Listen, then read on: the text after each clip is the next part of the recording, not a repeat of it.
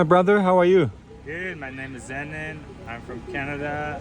I'm cycling around the world. Wow. And I'm in Tajikistan right now. Name me please last 5 countries you have visited before Tajikistan. I've traveled 12,000 kilometers on my bicycle from Portugal to Tajikistan. Wow. And I have been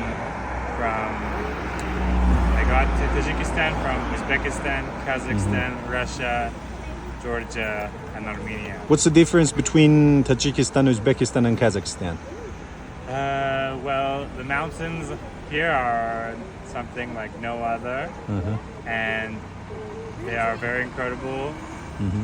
Uzbekistan and Kazakhstan are incredibly flat and windy and sandy, and everyone has been very friendly. Yeah. Kazakhstan, Uzbekistan, and Tajikistan. Thank you. And where are you going now? I'm going to Dushanbe, and then